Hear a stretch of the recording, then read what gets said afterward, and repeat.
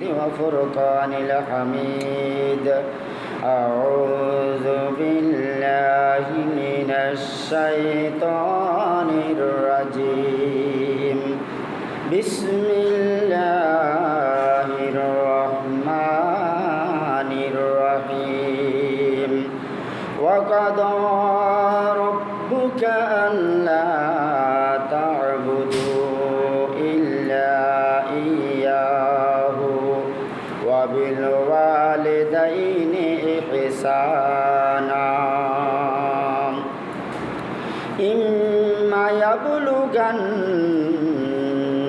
عندك الكبر أحدهما أو كلاهما فلا تقل لهما أف ولا تنهرهما وقل لهما قولا كريما واخفض لهما جناح الذل من الرحمة وقل رب ارحمهما كما ربياني صغيرا. بسم الله الرحمن الرحيم. وقضى ربك ألا تعبدوا إلا إياه. রাসূল আপনার প্রতিপালক ফয়সালা করে দিয়েছেন, বিচার ফয়সালা করে দিয়েছেন, রায় করে দিয়েছেন তোমরা একমাত্র আল্লাহ পাকের ইবাদত করবে। বলেন আলহামদুলিল্লাহ। কার ইবাদত করতে হবে? আল্লাহর ইবাদত। ওয়াকদা রব্বুকা, এই রাসূল আপনি এই কথাটা বলে দেন, যে দুনিয়ার মানুষদেরকে বলে দেন যে আপনার প্রতিপালক ফয়সালা করে দিয়েছেন যে তোমরা যেন একমাত্র আল্লাহর ইবাদত করো। তা আমরা তো ইনশাআল্লাহ কার ইবাদত করি? আমরা আল্লাহর ইবাদত করি। আমরা কোথায় আল্লাহর ইবাদত করি? আমাদের ঘরে ঘরে আমরা ইনশাআল্লাহ 5 ওয়াক্ত নামাজ আদায় করি। আবার আমাদের জামাতের সাথে নামাজ যারা আদায় করেন ইনশাআল্লাহ জামাতের সাথে আদায় করেন। কিন্তু এইখানে একটু খেয়াল রাখতে হবে, জামাতে যদি আমরা গুরুত্ব সহকারে সোয়াবের আশায় যদি আমরা নামাজ পড়তে আসি, 1 রাকাতে 27 রাকাতে সোয়াব দান করবে। বলেন সুবহানাল্লাহ। আর যদি আমরা ঘরে ঘরে বসে পড়ি, নামাজ হবে, ফরজ আদায় হয়েছে, গুনাহগার হলেন না, তবে 1 রাকাতে সোয়াব দিবে। কয় রাকাতে সোয়াব দিবে? 1 রাকাতে সোয়াব দিবে। জামাতের সাথে আসি পড়লে 1 রাকাতে কি কোনো হাদিসে আসছে 25 রাকাতে সোয়াব দিবে, আবার আরেকটা হাদিসের রিওয়ায়াত আসছে 27 রাকাতের সোয়াব দিবে। বলেন সুবহানাল্লাহ। তাহলে লাভ যেখানে সেখানে যাওয়ার দরকার। আমাদের জিন্দিগিটা আল্লাহ রাব্বুল আলামিন অন্তত কর্মের মাধ্যমে, আল্লাহর আদেশ মোতাবেক কর্মের মাধ্যমে এবং আল্লাহর নিষেধ মোতাবেক সমস্ত কর্মের মধ্যে আমরা আদেশগুলা পালন করব, নিষেধগুলা বর্জন করব। এটাই হলো আল্লাহ রাব্বুল আলামিনের ইবাদত। সাথে সাথে 5 ওয়াক্ত নামাজ দিয়ে আল্লাহকে স্মরণ করার জন্য 5 বার আল্লাহকে স্মরণ করেন, এবং সাথে সাথে দুনিয়ার বুকে কাজকর্ম করতে যাইয়াও আল্লাহকে ভুলবেন না। বেশি বেশি করে নামাজে যেমনিভাবে আল্লাহকে স্মরণ করেছেন, দুনিয়ার কাজ কারবারেও আল্লাহ রাব্বুল আলামিনকে আরও বেশি বেশি করে স্মরণ করেন, আল্লাহর কথা স্মরণ করেন। এটাই হলো আমাদের জন্য সফলতা। বলেন আলহামদুলিল্লাহ। ওয়াবিল ওয়ালিদাইনি ইহসানা, এরপরে বলা হয়েছে মাতা পিতার প্রতি সদ্ব্যবহার করবে। মাতা পিতার প্রতি সদ্ব্যবহার, এই কথাটা আমরা বুঝতে পারি। পিতা আমাদেরকে অন্তত দুনিয়ার বুকে আসার একটা সুযোগ আমার পিতার মাধ্যমে। এই পিতা আমাকে সন্তুষ্ট চিত্তে আমার প্রতি দোয়া করে, আল্লাহ রাব্বুল আলামিন আমার প্রতি সন্তুষ্ট হইয়া আল্লাহর রহমত ঢেলে আমার দুনিয়ার সৌন্দর্য আখিরাতের মুক্তির ফয়সালা আল্লাহর বান্দা হিসাবে কবুল করে নেবেন। বলেন সুবহানাল্লাহ। পিতা যদি সন্তানের উপর খুশি হয় তাহলে আল্লাহ খুশি। বলেন সুবহানাল্লাহ। পিতা যদি সন্তানের উপর খুশি হয় আর দোয়া করে, সাথে সাথে আল্লাহ রাব্বুল আলামিন এমনভাবে খুশি হন, এমনভাবে রহমত ঢেলে দেন, এই সন্তানের জন্য সারা জীবন শান্তিপূর্ণ পরিবেশে দুনিয়া চালাতে পারবে, আখিরাতে মুক্তির জন্য আল্লাহর বান্দা হিসাবে তাকে গ্রহণ করে নেবে। বলেন সুবহানাল্লাহ। তাহলে পিতাকে সন্তুষ্ট করার জন্য চেষ্টা করব। আজকের কোরআন শরীফের আয়াতে আমরা পেয়েছি। এরপরে বিল ওয়ালিদাইন, ওয়ালিদাইন বলতে পিতা এবং মাতা দুজনকে বুঝাইছি। ওয়ালিদাইন পিতা, আবুনত পিতা, উম্মুনত মাতা। আবুনত পিতা, উম্মুনত মাতা, আর দুজনকে একসাথে বুঝাইলে ওয়ালিদাইন বলা হয়। বলেন আলহামদুলিল্লাহ। তাহলে এই মা এবং বাবা, প্রথমে বাবাটা বললাম কেন? বাবা আসার কারণে দুনিয়াতে আমার মায়ের ব্যবস্থা হয়েছে, মা এবং বাবার মাধ্যমে আমরা এসেছি। তাহলে বাবা সর্বপ্রথম মনে করতে হবে। বলেন আলহামদুলিল্লাহ। আমাদের বাবা সর্বপ্রথম নয়? হযরত আদম কি আগে আছে না হাওয়া আগে আছে? আদম আগে আছে নাকি হাওয়া আগে আছে? আদমকে আগে সৃষ্টি করেছে, তারপরে আদমের কাছে কেমন যেন লাগে, মনে যেন আরও কিছু চাই, আরও কিছু চাই, মনে হয় যেন কেমন লাগে, একা একা ভালো লাগে না। বলেন সুবহানাল্লাহ। তা আল্লাহ রাব্বুল আলামিন এই জন্য আদমের বাম পাঁজর থেকে একটা হাড়, হাদিস শরীফে আসছে, একটা বাম পাঁজরের হাড় থেকে মা হাওয়াকে সৃষ্টি করার অনুমতি দিয়েছেন। আর এমনিভাবে কুন ফায়াকুন হয়ে গেছে একজন মহিলা, তিনি আমাদের মা। তাহলে মাটা এসেছে পরে। তবে মায়ের মর্যাদা বাপের থেকে অনেক গুণ বেশি। বলেন সুবহানাল্লাহ। মায়ের মর্যাদা বাপের থেকে অনেক গুণ বেশি। বলা হয়েছে ওয়াবিল ওয়ালিদাইনি ইহসানা, আল্লাহর ইবাদত করবে, আল্লাহর ইবাদত করে পরে হলো পিতামাতার সদ্ব্যবহার। পিতামাতার সাথে কেমন ব্যবহার করতে হবে, সৎ কেমনি করতে হবে, সেগুলো আমরা শিখতে হবে। ইম্মা ইয়াবলুগান্না ইনদাকাল কিবারা আহাদুহুমা আও কিলাহুমা, তাদের মধ্যে যদি একজনকে আমরা পাই, একজনকে সেবা করব। আর কিসমত ভালো হইলে বার্ধক্য অবস্থায় যদি দুজনকে পাই, মা এবং বাবা, বাবা এবং মা দুজনের সেবা করব। আল্লাহ রাব্বুল আলামিন বলেন ফালা তাকুল্লাহুমা উফিন, এমনভাবে তাদেরকে কষ্ট দিও না, এমনভাবে তোমরা তাদেরকে কষ্ট দিও না তোমার উপর বিরক্ত হইয়া যেন শব্দ না করে। বলেন সুবহানাল্লাহ। এমনভাবে তুমি তোমার মাকে চালাও, তোমার বাপকে চালাও। বার্ধক্য অবস্থা, ছোট্ট ছেলে শিশুর মতো হয়ে গেছে তাদের মেজাজ। একটি কথা মনে রাখতে হবে, ফল যখন বয়স্ক হয়, ফল যখন ফাঁকে, ফলটা হয় মিষ্টি। আর মানুষ যখন বয়স্ক হয়, মানুষ যখন ফাঁকে, মানুষটার আচরণ হয়ে যায় তিক্ত। আচরণ হয়ে যায় কি? তিক্ত, তিতা, কিছুইতে এসে ভালো লাগে না। বয়স যখন হয়ে যাবে তার কাছেও ভালো লাগে না। আর অন্যরাও যদি তাকে টর্চারিং করে তাহলে তার কি অবস্থা হবে?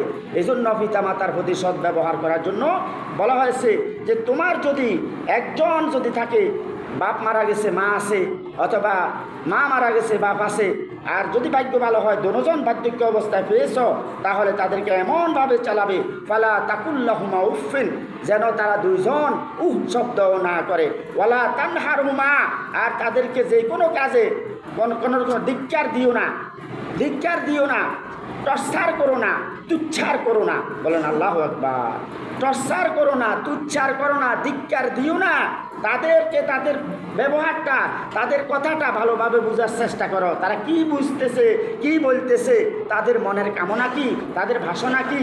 এখন দেখা যায় কানে শুনে না, এখন দেখি ব্রেইনে ধরে না, বহুত রকমের অশান্তি হয়ে গেছে। এখন দেখা যায় ফালা তানহার হুমা, তাদেরকে কষ্ট দিও না, আর তাদেরকে ব্যবহারে কোনো রকমের রুক্ষতা, কোনো রকমের কষ্ট দিও না। ওয়াকুল্লাহুমা কাওলান কারীমা, যখন তাদের সাথে তোমরা কথা বলো, ওয়াকুল্লাহুমা কাওলান কারীমা, যদি কোনো কথা বলতে হয় এই পিতামাতার সাথে সন্তুষ্ট যেমনে হয়, আদরের সাথে, যত্নের সাথে, ইজ্জতের সাথে কথা বলো। বলেন সুবহানাল্লাহ। আদরের সাথে, যত্নের সাথে, ইজ্জতের সাথে নরম হইয়া কথা বলো, এটাকে বলা হয় কি? ওয়াকুল্লাহুমা কাওলান কারীমা। যদি কথা বলো, কথা বলার মতো সৌন্দর্যভাবে, ধৈর্যের মাধ্যমে, সন্তুষ্ট চিত্তে নরম করিয়া কথা বলো। ওয়াকফিজ লাহুমা জানাহা যুল্লি মিনার রহমাতি, এখানে আর একটা কথা বলা হয়েছে, যখন তারা বার্ধক্য অবস্থায় দিক বেদিক শূন্য হয়ে যায়, দিশাহারা হয়ে যায়, আল্লাহু আকবার, তাদের সাথে সামনে দয়া এবং সহানুভূতির ঢানা বিছাইয়া দাও, তাদের জন্য সহানুভূতির ঢানা বিছাইয়া দাও। অর্থাৎ সেবা আগে যতটুকু করতে পেরেছ না পেরেছ, যখন বার্ধক্য অবস্থায় বিছনার সাথে যখন তারা লেগে গেছে, লাঠি ভর দেওয়া ছাড়া সে চলাফেরা করতে পারতেছে না, উঠায় দেওয়া ছাড়া দাঁড়াইতে পারতেছে না, দুইজনে দূরে দাঁড়া করাইতে হচ্ছে, একটু একটু এখনো পা দিয়ে হাঁটতে চায়, হাঁটতে পারে না। বলা হয়েছে সেই সময় তোমার সেবা, তোমার দয়া, তোমার মায়ার বিছানা তাদের জন্য আরো বেশি বেশি করে বিছাই দাও। বলেন সুবহানাল্লাহ। আরো বেশি করে। এখন তো দেখা যায় পিতা মাতা বোঝা হয়ে যায়, বয়স যখন হয়ে যায় ছেলের কাছে, ছেলের বউয়ের কাছে, মেয়ের কাছে, নিজের স্ত্রী থাকলে স্ত্রীর কাছেও একটা বোঝা হয়ে যায়, হোঁসা হয়ে যায়। কি হয়ে যায়? একটা বোঝা হয়ে যায়, হোঁসা হয়ে যায়, বিরক্তি আসে যায়, মেলা মারি উঠানে রাখি দে, ফালাই দে। এবং আরও কি আশ্রয় কেন্দ্র আছে নাকি আছে, বৃদ্ধাশ্রম, বৃদ্ধাশ্রম আছে। এই সমস্ত আলহামদুলিল্লাহ আমাদের এই এলাকার এই সমস্ত কিছু নাই। আল্লাহ রাব্বুল আলামিন আমাদের প্রত্যেক পরিবারকে অন্ততপক্ষে সুন্দরভাবে যেভাবে চলে আসছে অতীত থেকে বর্তমানে যেভাবে আছে, বৃদ্ধাশ্রমে কোনো আমাদের পরিবারের কোনো বাবা মা নাই। আছে না রে বা? আমাদের সমাজে আছে?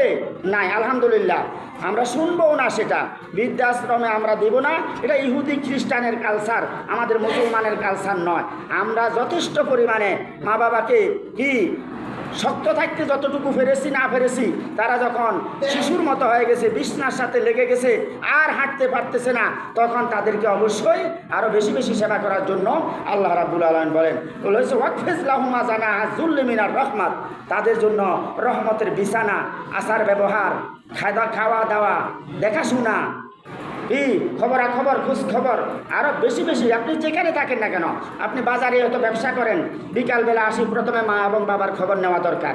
আপনি হয়তো অফিস আদালতে চাকরি করেন, দেখা যায় পিতামাতার আসার পরে পিতামাতা কোথায়, মা কোথায়, বাপ কোথায়, একটু দেখে আসি, তাদের কিছু লাগে কিনা, তাদের কোনো ওষুধ দাবাই লাগে কিনা, পানি খাবে কিনা, উঠি দাঁড়াইতে পারতেছে না, প্রস্রাব পায়খানা করে ফেলাইছে কিনা, সবগুলা দিয়ে আপনি একটু তাকাইয়া দেখিয়া আপনার রহমতের বিছানা তাদের জন্য আরো বেশি বেশি করে বিছাই দেন। বলেন সুবহানাল্লাহ।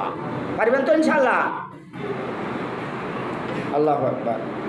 বলা হয়েছে এখানে আল্লাহ রাব্বুল আলামিন বলেন ওয়াকফিজ লাহুমা জানাহা যুল্লি মিনার রহমাতে, আর যদি পিতামাতা এই কষ্ট দুনিয়াতে করে, আর যদি মারা যায়, যারা দুনিয়াতে আছে এই কষ্ট করে চলতেছে, আর যারা এখনো কবরে চলে গেছে, বহুত আগে চলে গেছে, মারা গেছে, তাদের জন্য আল্লাহ বলেন ওয়াকুর রাব্বির হামহুমা, সবাই বলেন ওয়াকুর রাব্বির হামহুমা কামা রাব্বায়ানি সগীরা। আপনারা বলেন ওয়াকুর মানে বলেন ওয়াকুর রাব্বির হামহুমা, হে আল্লাহ এদের দুজনের উপরে তুমি রহম করো। বলেন সুবহানাল্লাহ। ওয়াকুর রাব্বির হামহুমা, হে আল্লাহ এদের দুজনের উপরে রহম করো, দয়া করো। কামা রব্বায়ানি সগীরা, যেমনিভাবে তারা আমাদের উপরে ছোট্টকালে দয়া করেছে। বলেন সুবহানাল্লাহ। ছোট্টকালে যেমনি লালন পালন করেছে, আগুনে পড়ে যায় কিনা, পানিতে ডুবি কিনা, মাথাত লয় নাই, উনে কামড়াইবে, নিচে থই নাই, পিঁপড়ায় ধরবে, আর সামান্য কারণে একটু কান্না এসেছে, কি জন্য কাঁদছস, কোথায় আঘাত খাইছস, মা পাখির মতো উড়ে যায়। বলেন সুবহানাল্লাহ। যেই কোনো এখনো দেখেন একটা গরুর বাচ্চা গৃহস্থ ছাড়া অন্য কেউ ধরতে পারবে না। গরুর মা, বাচ্চার মা কেমন যেন পাগল পারা হইয়া শিং দিয়া গুতুমারি হইল বাচ্চাটা আঁকড়ে রাখবে। মরগ একটা সামনে দিয়ে আমরা মানুষ দেখতেছি, হাউমাউ করে চিৎকার করে বাচ্চাগুলাকে ঢানার তলে রাখি। বলেন সুবহানাল্লাহ। একটা সাপ কত ভয়ঙ্কর, সেটা কিন্তু আমাদেরকে কামড় দেওয়ার মতো সেখানে বসে থাকে নাই, সে তার বাচ্চাগুলো বাঁচানোর জন্য, ডিমগুলো বাঁচানোর জন্য আমাদের উপরে আঘাত করবে, এরকমভাবে দেখায়। খবরদার এখানে আসিও না। তাহলে দেখা যায় আমাদের পিতা এবং মাতা ছোট্টকালে যেমনিভাবে আমাদেরকে এই কঠিন পরিস্থিতিতে লালন পালন করিয়া বড় করেছে, আজকে পিতা মাতা এই শিশুর মতো দুর্বল হয়ে বিছানার সাথে লেগে গেছে। আল্লাহ তাদের প্রতি তোমার খাস রহমত করো, যেমনিভাবে তারা রহমতের মাধ্যমে ছোট্টকালে আমাদেরকে লালন পালন করেছে। আল্লাহ কবর জগতেও তুমি সেভাবে লালন পালন করো। সবাই বলেন আমিন। ইনশাআল্লাহ আমরা যারা পিতা মাতা আছে বার্ধক্য অবস্থা, বাড়িতে ঘরে অবশ্যই যথেষ্ট পরিমাণে সেবা করার চেষ্টা করবেন। আর যারা এখনও পিতামাতা ইনশাল্লাহ নিজের চলায়, নিজের গতিবিধি বা চাকরি বাকরি কাজকর্ম এখনও করতে পারতেছেন, আপনাদেরও সন্তানগুলো আছে, আপনাদের সন্তানদেরকেও সেভাবে আপনারা অন্তত চালাবেন। ইনশাআল্লাহ দেখবেন আপনারা যখন বয়স পাবেন, বৃদ্ধ হবেন, আপনাদের ছেলে মেয়েদেরকে সৎ পাত্রে সুন্দর করে, মেয়ে হইলে মেয়েরকে বিবাহ দিবেন, সেটা হলো বড় হইলে, ছেলে হইলে ছেলেকে বিবাহ করাবেন। কিন্তু ছেলে বিবাহর আগে, মেয়ে বিবাহর আগে সৎ কাজ, সৎ কর্ম, সৎ আচরণ, ব্যবহার ইত্যাদি শিখাইবেন। তাহলে দেখা যাবে পিতামাতা বার্ধক্য অবস্থায় আপনারা তাদের সেবা পাইবেন, তাদের থেকে আপনারা উপকার গ্রহণ করতে পারবেন। আল্লাহ আমাদেরকে এই পিতামাতার আলোচনার সংক্ষিপ্ত কথাবার্তা বুঝার তৌফিক দান করেন। সবাই না।